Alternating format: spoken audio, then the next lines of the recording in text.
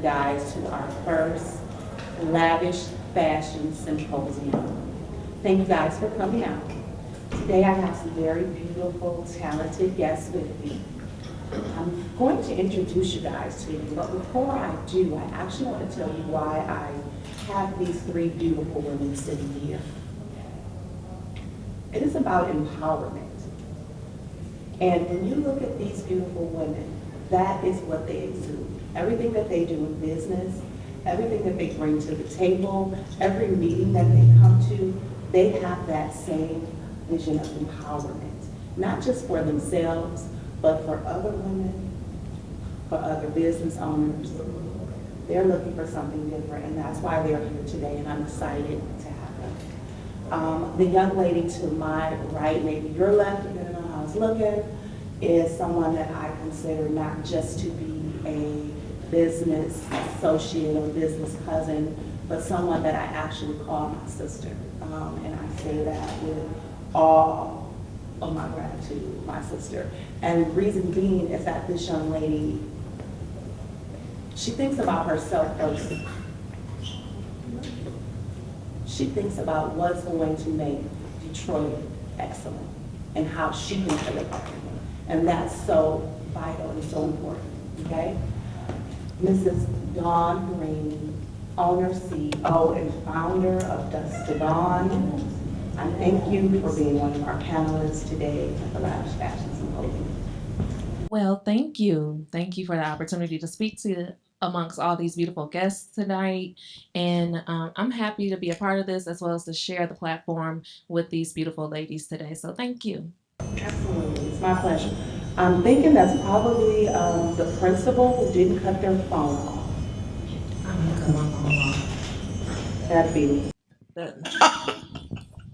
All right, so did that get louder to cover up my phone? All right, so our very next panelist, um, honestly, I would truly say she needs no introduction, but I have to give this one. This young lady, she's a force to be reckoned with in the fashion community. And when you think about fashion, everyone thinks that they have to spend, thousands of dollars to look glamorous. When you can actually pull items for your closet, when you can find items that have the vintage value to them, um, this young lady has an eye for things that most people put to the side, and she's able to put them on you and make you shine. Her heart is big, her presence is bigger. I'd like to welcome Stephanie Bedell, Stephanie the Bag Lady. Thank you guys for having me. I appreciate that.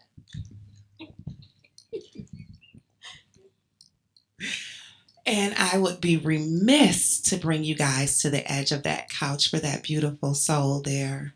She stands at a stature of about five something. However, she is bigger than life.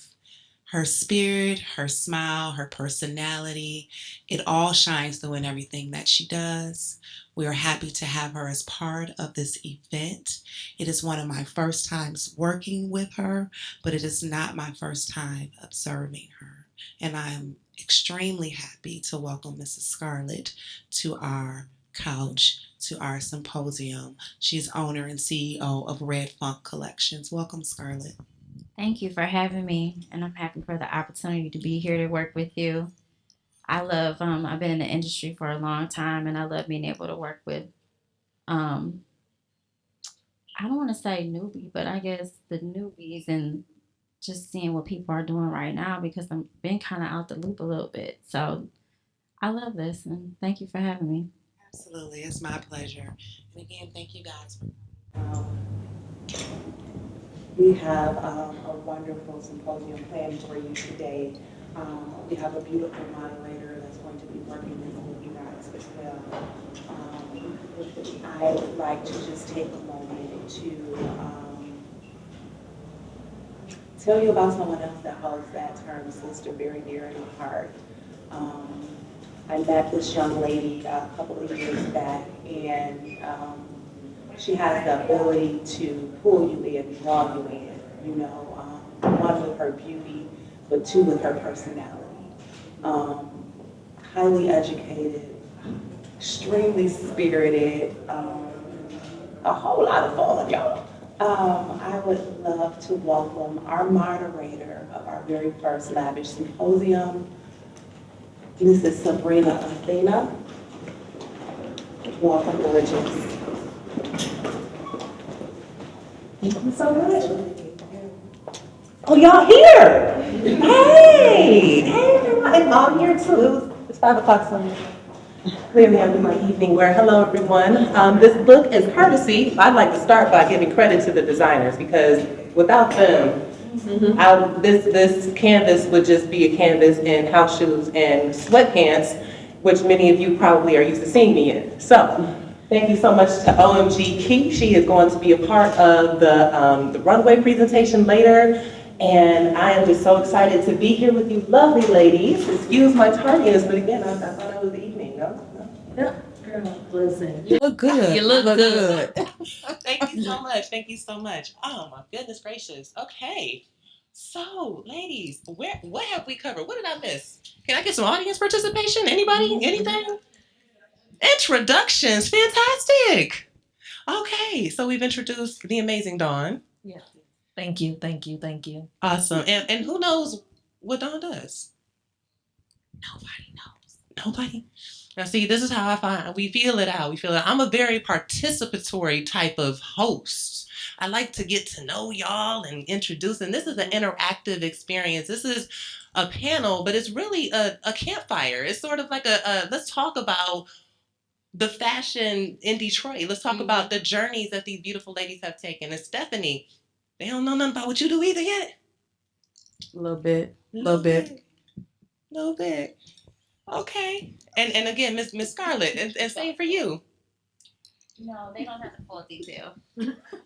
Well, okay. Well, let's take this opportunity to really get to know our symposium guests today. I don't even want to call them panelists because it puts in your mind that this is something where we're here and you're there. We're all here together. Mm-hmm. And I want to make sure that everyone feels like this is a together moment because even though, again, I'm in sparkly evening wear, thank you, Key.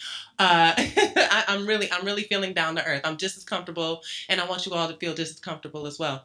So, Miss Dawn. Hey, girl. Hey, girl. Hey.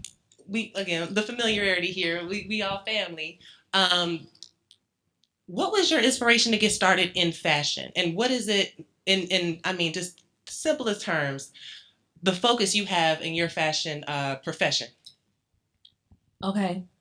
Bring that back one more time, girl, just so I make sure I don't go down a rabbit hole because I do a lot of things. That's cool. Yeah, okay. So your focus and how did you start? How did you find your focus? Okay. Modeling. I started off modeling. You know, it was great being the legs with hangers, you know, walking down runways and doing photo shoots. Amazing. But it was one photo shoot in particular where the wardrobe stylist was the key player in that whole photo shoot. The designer was like, hey, these are the outfits I want her to wear. And we need accessories, we need the shoes, and everything from there was all on the wardrobe stylist. And from there, I was like, well, dang, it seems as though this person plays more of a part.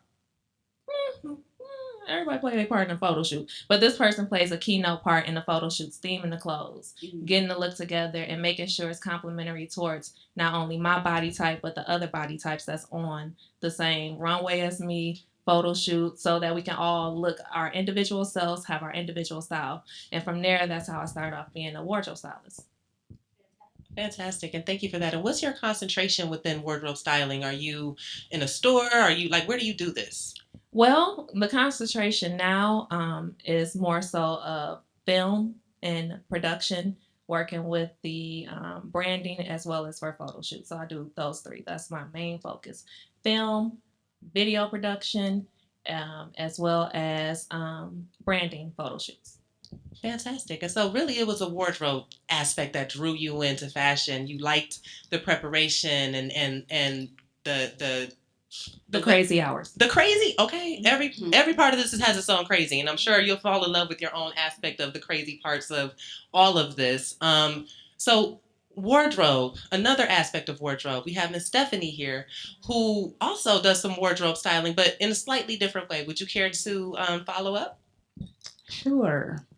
So I am more of a sustainable wardrobe stylist. So I thrift a lot of garments for various events, photo shoots, some everything.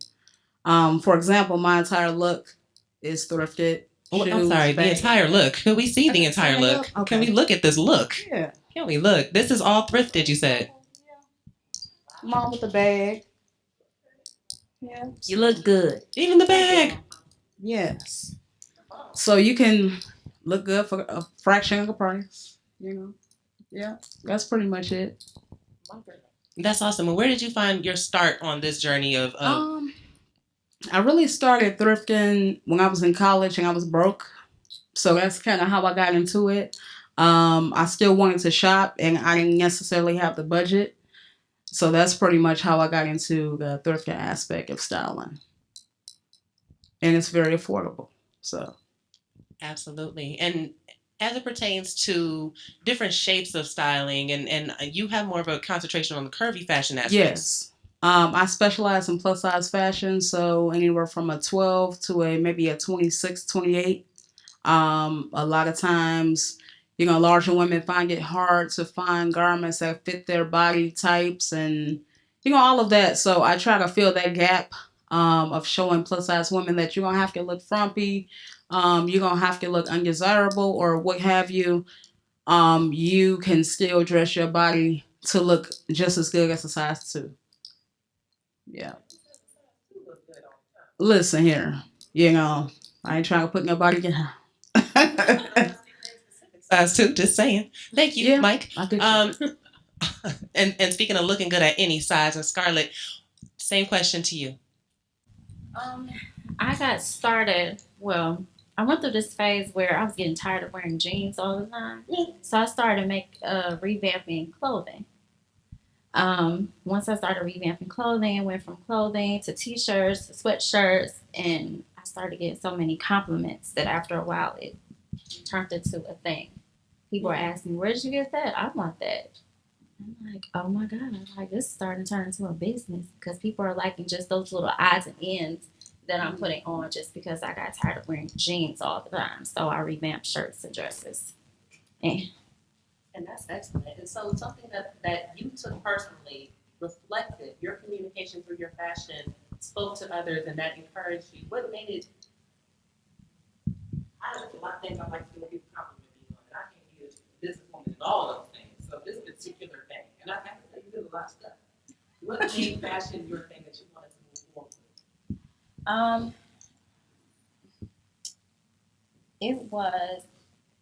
It was the feedback that I received from people who were admiring what I was doing. And then once they put it on, the compliments that they got.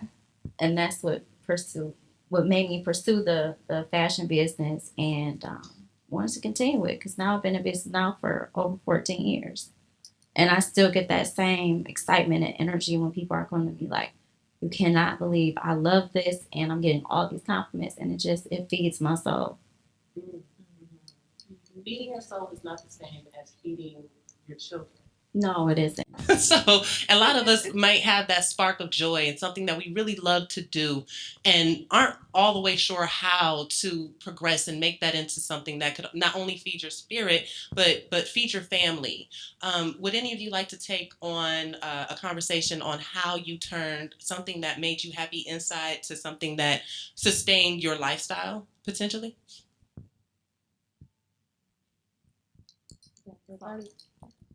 If not, I got it. Well, I work Monday through Friday, 7 a.m. to 4 p.m. And then while I'm at work, it's a balance of checking my work emails, following up with my assistant, and having conference calls on my lunch break, scheduling that for when I get off of work to follow up with more conference calls. So when asked how many hours do I work within a day or a week, I'm working anywhere in a day, 16-hour days. And that's when I'm not on a production set. And then when I'm working throughout the week, you can say I average about 60 to 80 hours. So when it comes to my business, I'm putting in at least 48 hours a week. So that's where I was like the hours, and to have that balance between your personal life, your business life, and then your mentality. You just have to really, really have to check out. Everybody like to talk about how they are booked and busy. I rather say I am the three B's: book, busy, and balance. And you have to be able to say, you know what, today I have to just step away from not only work, but whatever your dream is, whatever your goal is, you have to give yourself grace because you're literally where you're needed to be, where you wanted to be right now in that moment. Live in that moment.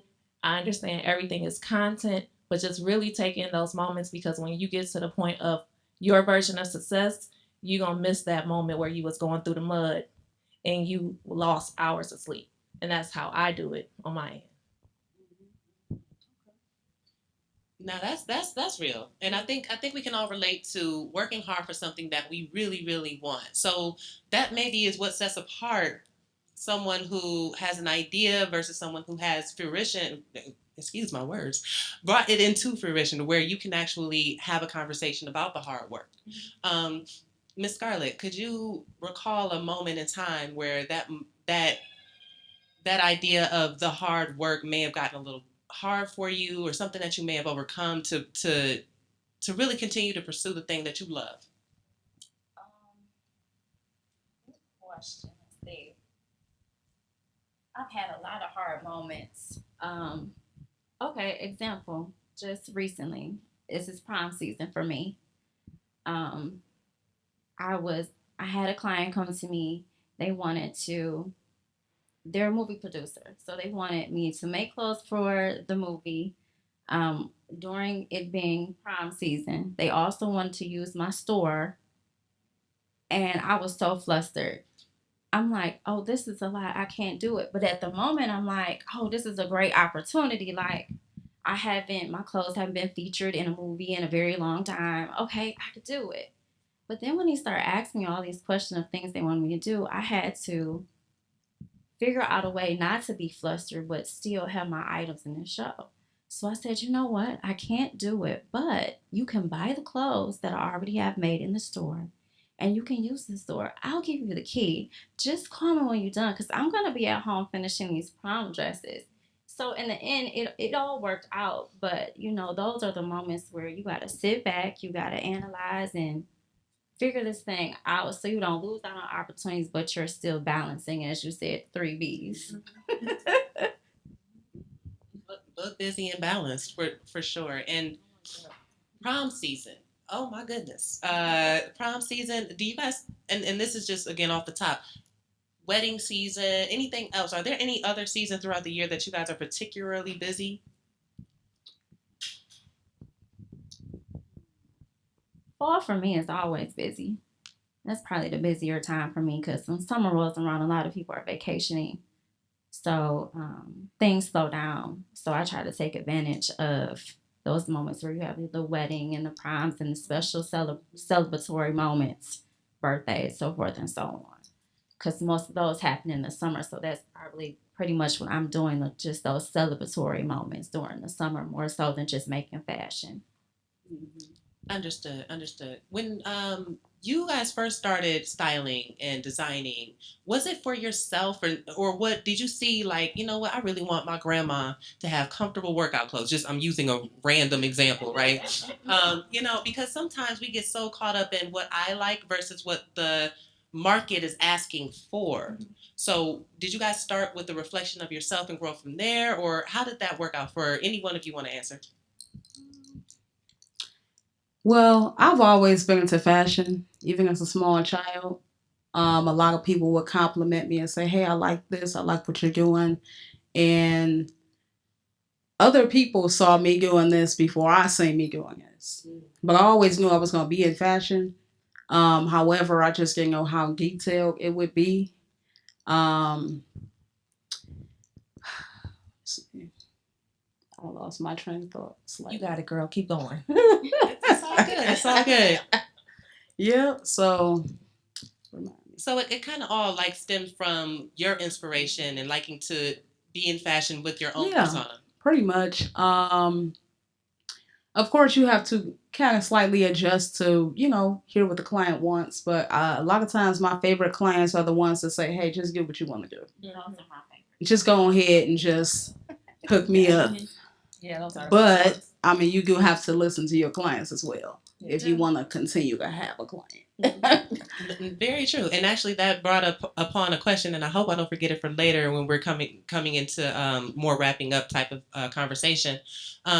Back to you, Stephanie. Mm-hmm. You and Scarlett have a common denominator with Yes. sustainability. The first thing she said was she took what she had and she restyled it, or she repurposed it. Sustainability is a big word, but quick show of hands. Does anybody think they know exactly what's being said when the word sustainability comes up? You do? Fantastic. Anybody? Miss Stephanie, would you mind telling us in your own words what sustainability means for fashion and why it's important? Okay. I actually want to hear her version of sustainability. Do we have an audience mic? Into it. I'm very curious. Do we have an audience mic? Ready. You know what? Does this mic go over there? Come on. And the cameras are not even on you. You are doing great. Oh, right. Taking something and making it last forever. Like taking like plastic, or they recycle it, so they'll be able to use it for something different. Like you can take plastic and make it into jewelry or necklace or clothing. So when you take an old clothing, like okay, I got some shorts that I can't fit no more because I wore them when I was 2. Now I'm 12. I can take that, cut it, put it on a part of a shirt or a part of some new jeans. Like I see people do it online all the time. So sustainability is important, but I just think that's what it means: making something last forever. Like when it's important to you. And wouldn't that be sweet to have a piece of your 2-year-old shorts on the side here? You like 80? Like I have this still, and I listen. Good answer. My 15-month-old twins are gonna be sick of me. And that was a really good answer. And I heard a lot of different activities that lead into sustainability. So open panel again, but especially you since this is your focus. It's that's a great part of sustainability. Turning something into something else, or utilizing something to keep from having to throw that item away. So basically repurposing, such as what she was saying. So sustainability for me when it comes to the fashion lane is not necessarily going out and buying fast fashion. More so going to the thrift store to see like, hey, can I find this here to repurpose it for that? Mm-hmm. So of course sustainability helps the waste fields and it helps to plant the earth. So just being sustainable and trying to repurpose as much as you can is very beneficial for not only the landfill but for us. Mm-hmm. So how is sustainability applied to wardrobe styling within the production world? So with my company, 8711 Showroom is a wardrobe leasing company. Therefore, we're utilizing the option for the police uniforms, nurses scrubs, soon to be fire department. But when it comes to photo shoots and you have a gown and you purchase this gown and you take it back, then it goes on clearance at the store. And then from the store, it just sits in your closet. Limiting that option because I'm only showcasing Detroit designers. So Detroit designers, they're pieces that they have created one-of-ones for wardrobe leasing, and then also an option to buy. So sustainability on my end is to allow that opportunity to be accessible for that one-time black tie gala for you to lease it and return it instead of spending the funds, and then you leave it in the closet, in a cedar closet, and get that cedar smell. And then you take it to Salvation Army. Stephanie will pick it up. She'll do an amazing thrift fashion show with it, right? But after that, then Scarlett will get that dress. She'll cut it up. She'll make it into a 2-piece outfit and resell it. However, the option is just to lease it so that it will be able to be not only used for my purpose, but your purpose, and your purpose. Mm-hmm. Absolutely. Sometimes less, more. How about just use what you got? Okay. Sorry, that's me. That's me. Sorry. One moment. That's on this platform. Sorry, I cuss a lot. Usually my phone doesn't ring. I'm shocked right now. Heck, it might be important. Hello. Oh. Well, while we're gathering ourselves and figuring out why phones are ringing, um, one more question on sustainability as a focus. What insights can you share for the everyday consumer to be more conscious about the way they function within fashion and sustainability? And really, what I understand, and just my own perspective, what sustainability really, why it's so important, is exactly what you mentioned about landfills. There's all kind of toxic, different toxic things that come from those landfills.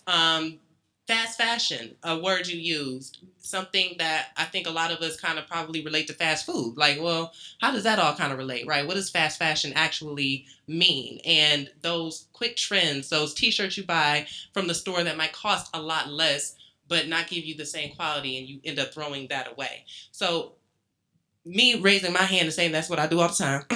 how can we be better about, being in trend and also being sustainable? So you want to know? Yeah. So for me,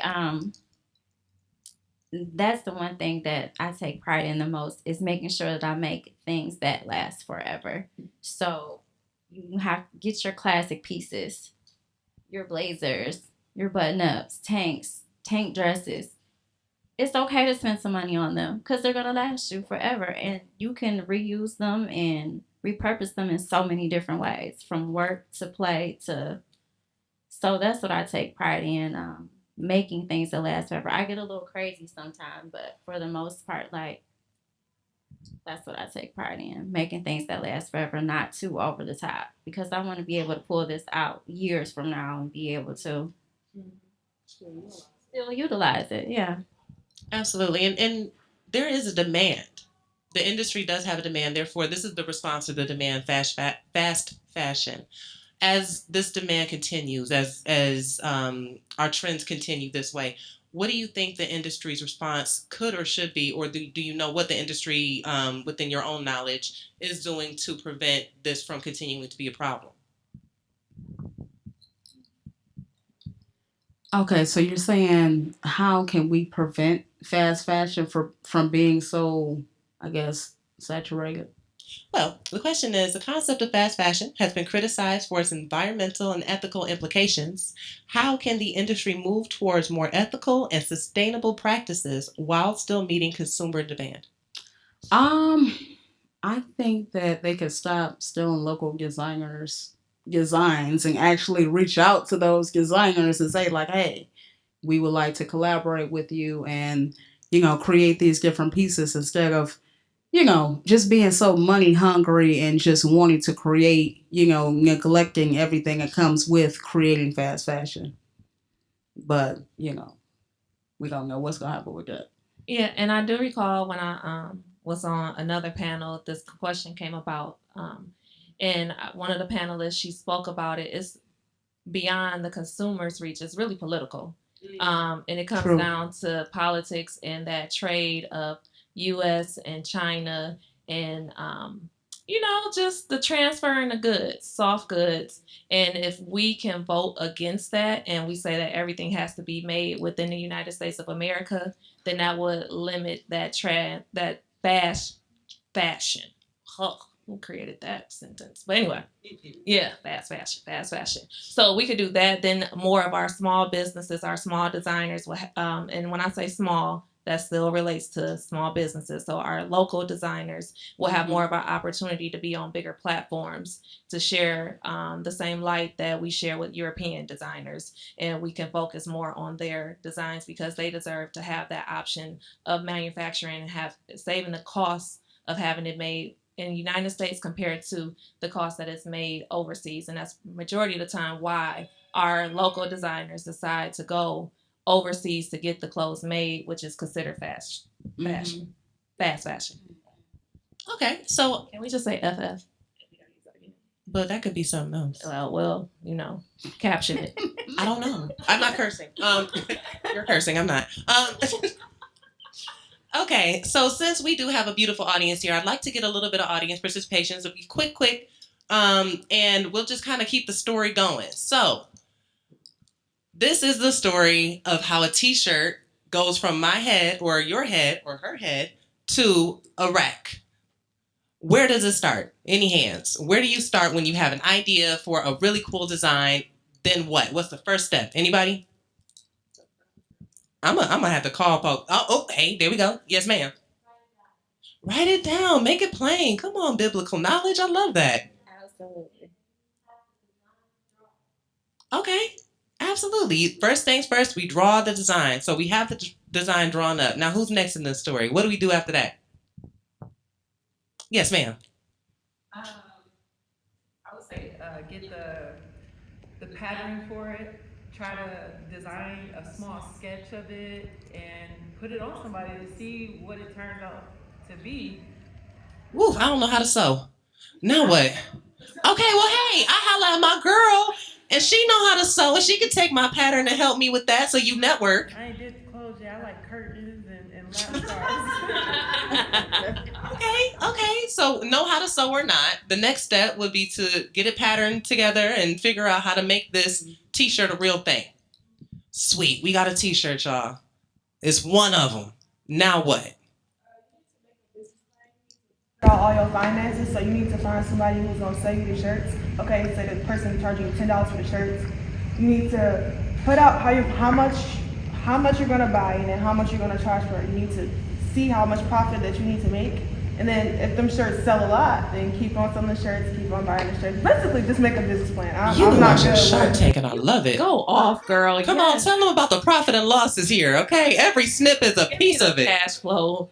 Yes, a cash flow is very important. Once you have this shirt, it is, I would say, would you guys think that's a great next step to think about finance? Or is there something before that, after you have the shirt? No, finances is important. Don't skip over the finances. For sure. You don't skip over that. And then trademark. Make sure you can trademark locally in Michigan, and then from there get a trademark attorney, because now you got the finances. You trademark that name internationally.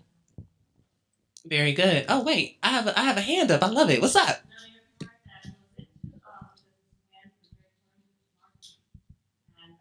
Whether it's marketing, multiple ways, social media is a big one, and then you kind of find your marketing outlet, whether and decide what who your target market is from there as well. So if you're designing for young, you'd kind of do more of that, and then otherwise, if you're deciding for more mature, there's other outlets and such. You find your right outlet, but that's one of the biggest things that you continue to do throughout your journey of making. Sweet. Yes, ma'am.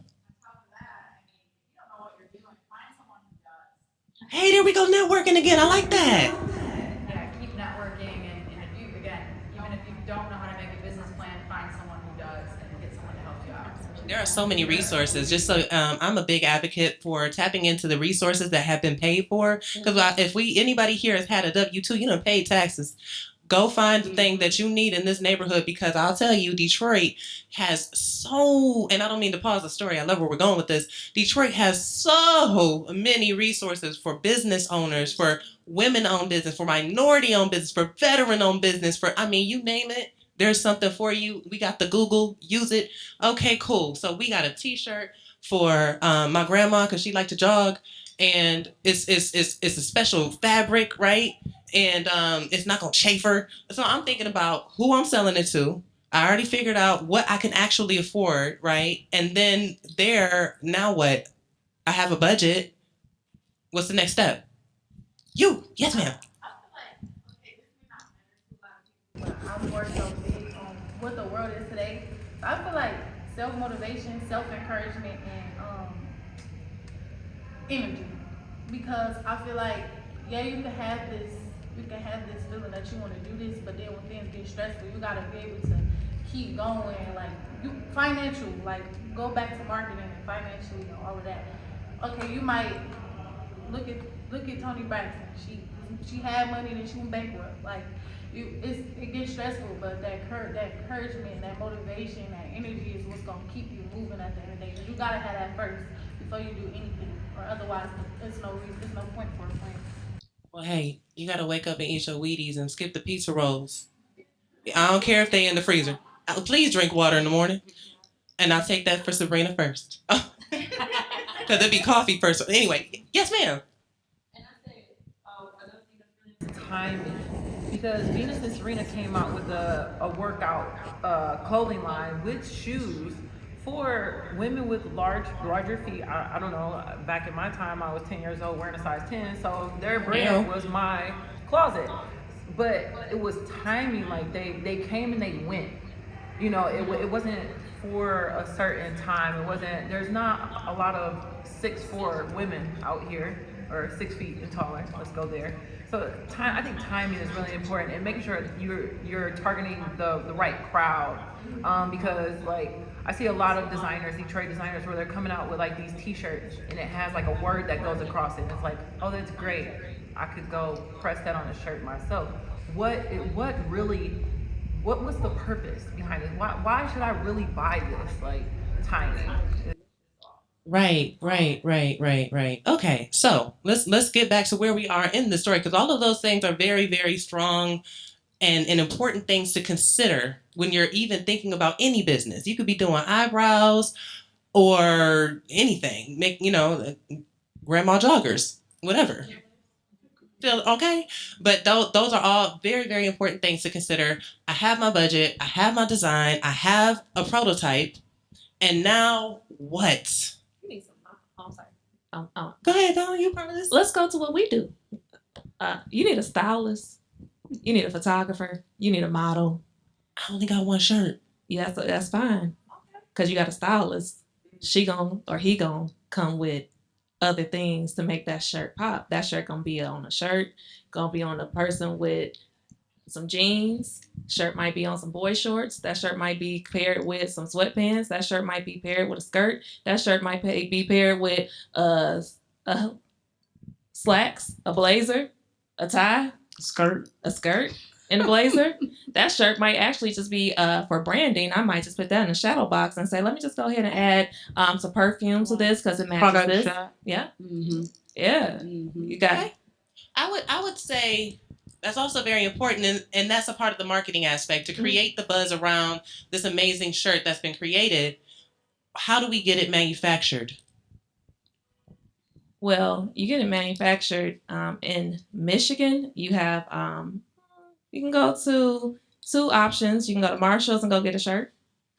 Get about 5 or 6 shirts for sure. Go to Marshalls, and you got a vinyl print company, and you get it printed on a shirt, or you purchase your own vinyl printing machine and you make it yourself in-house. Then I know this amazing guy who has a garage that he opens it up for independent designers. You know that guy? Q? Oh yeah, Q. Yeah. And he'll let you come in and you can press those items, and he'll show you how to press your own items. And he also might even have a couple shirts for you to utilize to get your brand started. But it's all about networking, and closed mouths don't get fed. So if you continue to hold on to that and you shelf that to yourself, then you only doing yourself a disservice, and then a disservice to your future clients.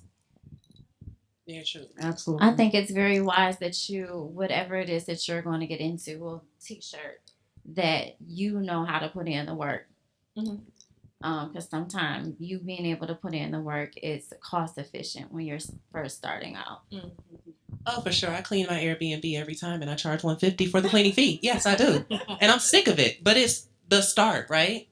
Now, in this particular case, it's true.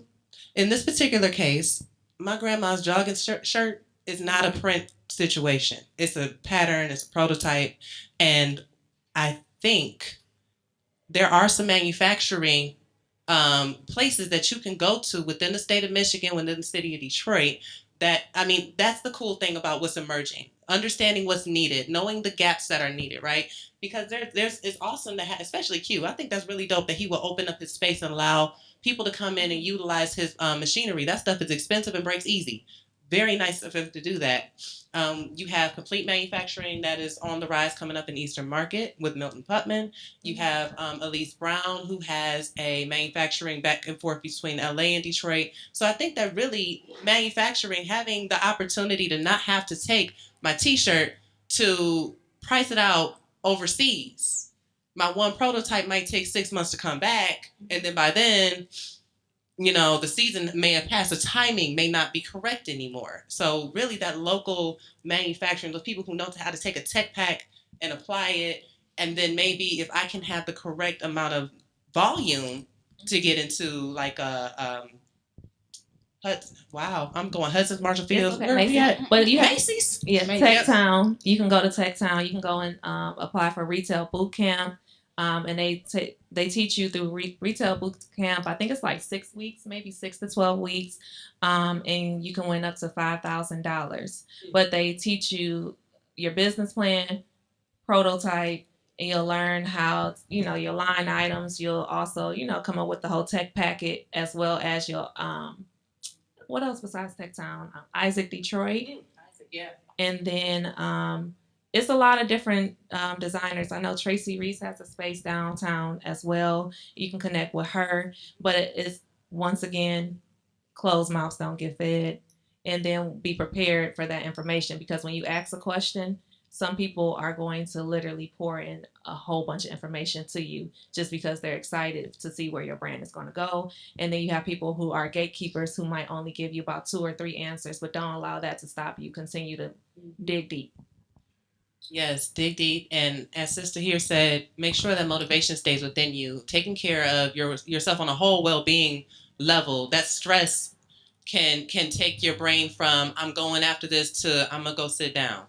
You got to make sure that you are able to process and handle life in balance and and do all the things you need to do.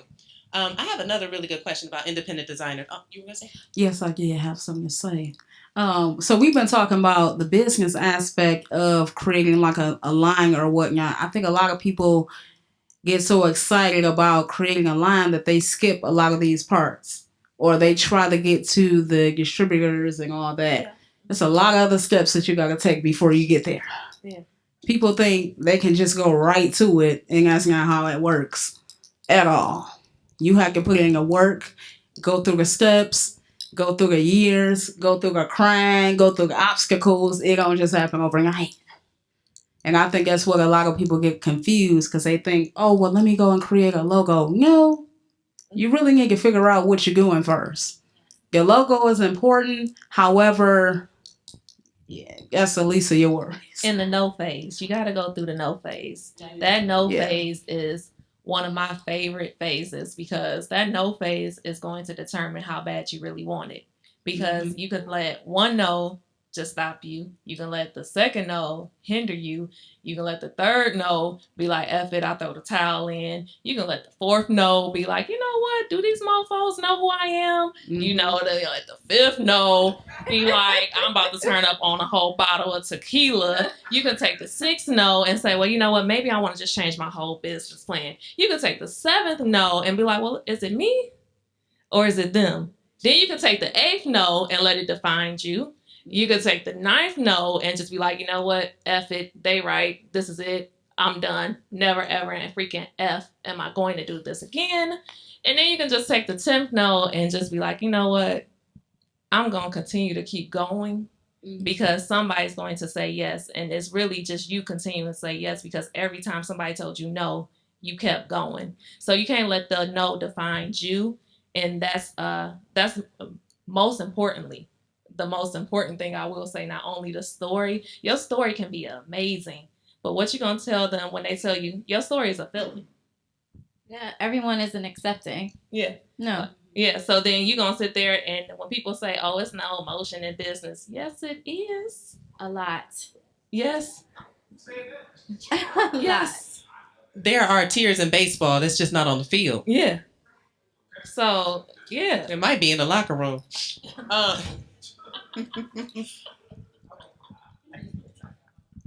I have a question again for the audience. I won't even call you guys that. For my people, we all having this talk together. How many people with us today are models? Okay. Okay, that's amazing. Okay. How many people in here? Keep your hand up. How many people in here enjoy doing sales? I'm glad that a lot of you do have your hands up, because I believe what Dawn just illustrated verbally was sales in a nutshell. Knowing that whatever you have is worth your time to explain to the world and why it's good. And modeling is not the topic of this particular symposium, but check back in with me. Excuse me. I'd like to continue this conversation about independent designers. We have another question here. What do you believe sets apart successful? Okay, that's what I want y'all to do with me. Okay, so successful independent designers, and from the rest of today's competitive market. What sets? I mean, I think we kind of covered it, but let me just drive it home. What sets us apart the independent designer that is successful as opposed to who is not? Is there really a big difference? Well, it's how do you define success? That's individually everyone's own. Like everyone has their own definition of success. I would like to define it as how we just told the story. I had an idea. Let's keep it all together here, right? I had an idea. I wanted to make a shirt for Granny. She got her shirt, and now everybody sells it in Macy's worldwide. Look, Sabrina, you say no. You ain't doing that. You ain't about to turn this question into a question. Okay. Bring it home. Back it up. Well. I really am a stickler on how you define success. I can't waver that as an answer because each designer success story might be different. One designer success story might be like they have their brand in Neiman Marcus, while another designer point might be I have a flagship store. Like I have my own storefront. So it just all depends on who the designer is. And yes, I am going to talk with my hands until somebody come in and tap me out. Well, see, I'm not a designer, so that's why I can chime in there. You can have an opinion about designers. Should talk too much. Rephrase it for me, please. Yes. What sets apart a successful independent designer, stylist, business person in fashion? I'd like to be a little more clear because the questions that are written down, I'm using them as inspiration and massaging them. I think what sets any of those people apart is originality, authenticity. You know, just having organic conversations with people and having good intentions. That's what's really going to set you apart because, I mean, a lot of people are doing the same thing. So if you're original, you're intentional, and you're coming from a good place, I think you'll be successful in whatever you do. So and that kind of goes back to the other thing we were talking about with your branding. Yeah, because whatever you put out there, that's what people see with your business. Yeah. Well, thank you very much for that that reflection. On another note, we talked about technology a little bit. We said I used the term tech pack. Does anybody in here kind of know what a tech pack might be? Tech pack is basically the sketches of everything that you need in order to make a design happen. And you send that information over to the manufacturer. The manufacturer gets it. They like it. They do what they do. Blah, blah, blah. So can you share your insights on the intersection of technology and fashion and how it's influencing design and production?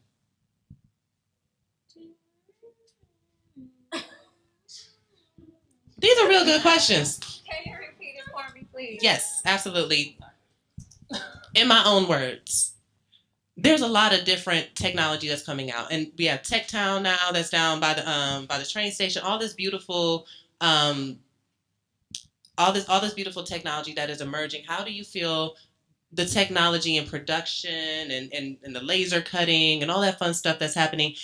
How will we see that bring change about in the industry of fashion? Well, CCS already has a 3D machine there that they're working with the students. If you take a tour there, they'll definitely show you how the machine has worked on different prototypes, such as like glasses, maybe shoes. But this is the new day and age where you have to get accustomed to knowing how technology works. But I will say to those people who love technology that's very reliant on AI and all of those fast ways to get things done, you need to learn how to do things the old school way too, because one thing about technology is it can definitely, depending on the day, not work, and then that could stop the whole production of your line too. So don't be so reliant on it, and know your numbers, know how much quantity you want to produce, and ask yourself, if this so be happens, my machine doesn't work today, will I be able to still produce these items?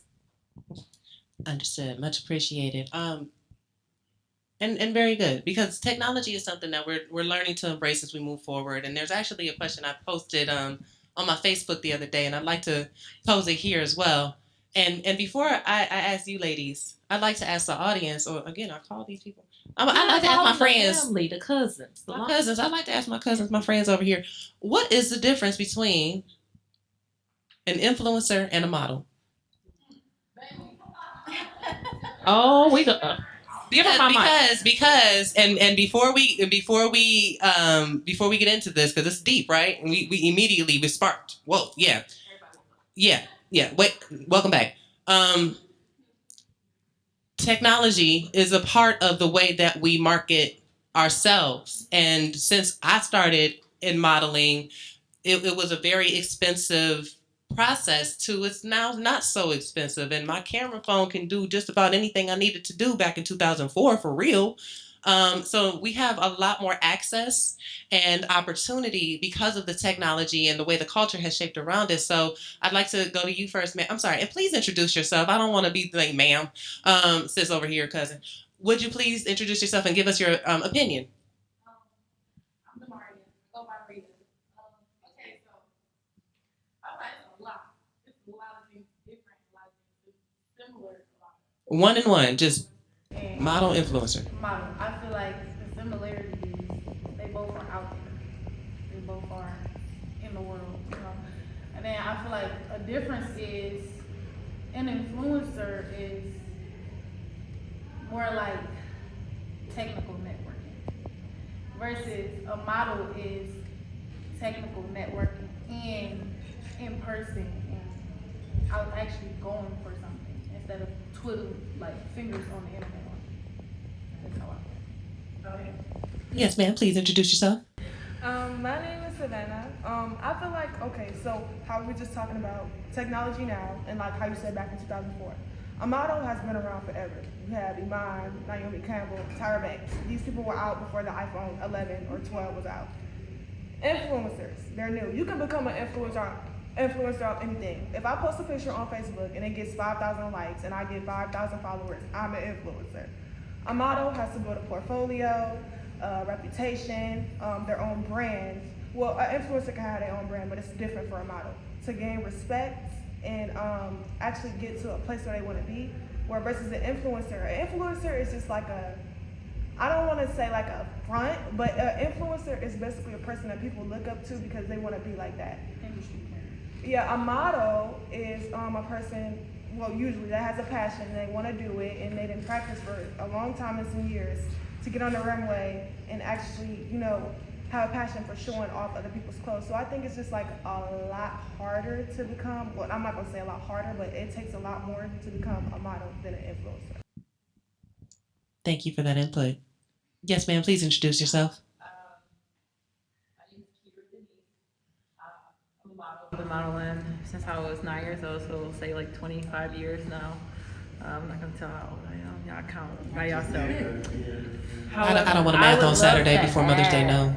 I would love to add to what she said, you know, because an influencer, you don't see their flaws. You don't really see who they are. They can hide behind a camera and a few words on a message board. But with models, you see us true. Like, you see me bland with no makeup on, like before I get dressed, what my hair look like on a natural day. You see my attitude when I'm hungry, when I haven't eaten. You see, you know, my weight gains to my weight drops. You see my emotions, my flaws. You see my daily everything. Versus with the influencers, like I could turn the camera on, you see this one right here, and then when I turn it off, it's like that. You know, but in real life, me sitting out here, people done seen me like, if I'm hungry, y'all done seen me. Y'all done seen me like, man, they need to hurry this up, bro, because this is taking forever. So it's a difference. Thank you for that. Yes, sir. Please introduce yourself. I feel Yes, like Ghost. the only difference with influencers compared to models is influencers is basically only driven by views and money. That's literally it. No matter the pictures they take or the content that it is to give them more views and money, that's all they care about. Models is more of a passion for the craft. And it's like it don't really matter the views and it don't really matter the content. I mean, you want it because modeling can't bring you money, but that's the difference to me. Awesome. Any other input on that? Thank you very much, Mr. Ghost. Anyone else? Okay, ladies on the panel, can we get a quick and dirty from all three of you, difference between the model and the influencer and how you work with both? Okay, I'm gonna go ahead and give my little 2 cents. So I agree with everything that has been said thus far. That's pretty much it. Yeah. I personally prefer to work with models because of the passion and because a lot of times they are experienced of how the process goes. And I'm just going to give an example of an influencer. They may have a little bit more, oh, well, I'm privileged for this and you need me type of mentality. So I tend to not necessarily work with influencers. But the difference, I feel like it's a passion a lot of times. I think I need to get in the loop of things because I'm kind of stuck. I'm an old schooler here. I typically always Can't deal with nobody models. tell Scarlett. We don't know that. Skin flawless. I typically deal with models all the time. I haven't really got into the influencing thing, but I see it. It's all over social media. That's pretty much my take on it. It's a persona that an influencer has. So they might call themselves Diamond Dusty, and really, her name is like Betsy, and Diamond Dusty has this persona. I'm sorry, y'all. But Diamond has this persona that this is what she has to wear, this is what she has to look like, and as a stylist, this is what she expects to be brought to her. And then as a model, I'm a blank canvas. Whatever you want me to wear, I'm going to put on. Now, if it makes them uncomfortable, they're not gonna voice it. They're not gonna talk about They're not supposed to, but they do. They're not supposed to. A good model, right?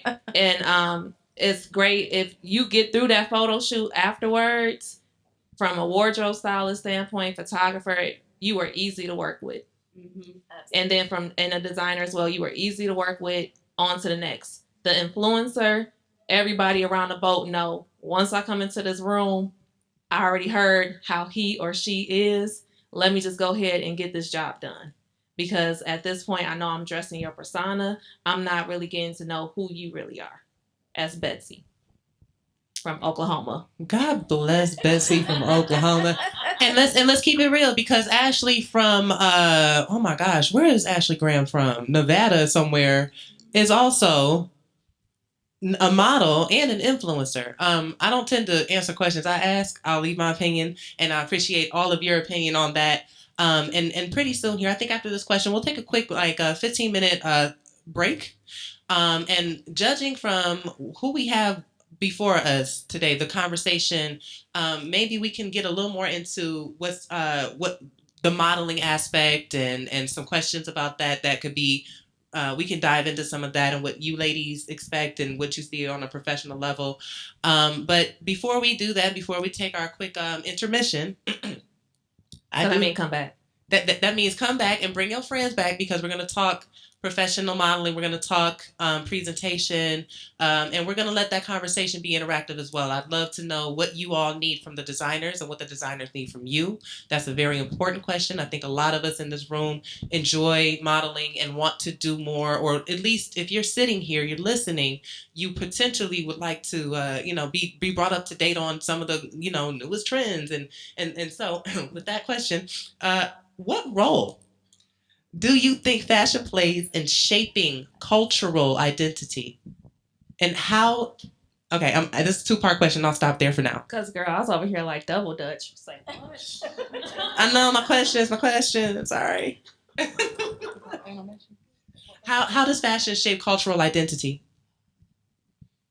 in Detroit? I'm laughing because you was looking at me and I was like.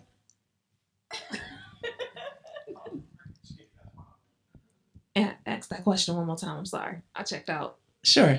I want you to know you said intermission. We were under the assumption that we were really going went. to Right. intermission. I'm gonna take that as a no, and I'm gonna only mention that when I'm done next time. How does fashion shape cultural identity? As in, if I see you, I know where you come from. I know you hip hop if you dress this way. I know you country if you dress that way. Bless Beyonce doing everything she can. How does is she trying? She's doing everything she can. She got her fingers like this everywhere. You know, she's trying. So how does fashion communicate cultural identity In Detroit. in Detroit? Because we here. Because no matter where we go, they gonna say, "Oh, you from Detroit?" Yes. All right. What up, though? That's it. That's my answer. I'm sticking to it. On to you. Can I just jump on the bandwagon? Heck yeah, come on, Yes. Because I totally agree with your answer. It really, like, wherever we go, they know. You go to New York, they know, like, the first question they ask is, "Oh, you from Detroit?" What gave it away? You know what I'm saying? Like, or what made you think that that's where I'm from? What gave it away, y'all? What gave it away? You from Detroit, and how do you know? When you first thing I see you, how do I know that? What you got on? We different. We're different. We different. We are not afraid. RDA. Yeah. Start with evidence A. Like it, we're wearing it. We are not Okay. afraid. Absolutely. You might see a Pelly or a Navarex. Yeah. As ex-military man, and I traveled for a lot of states and a lot of nations. It's the accent. That's how you talk. We have an up south dialect. Yeah. It's it. Whenever you use slang, like left over, of course that's real line. And it's like doggy bone, like bro, it's all stuff like all that gives. No, surely. If you travel to other states and you kind of get a vibe. Well, of course. Everybody.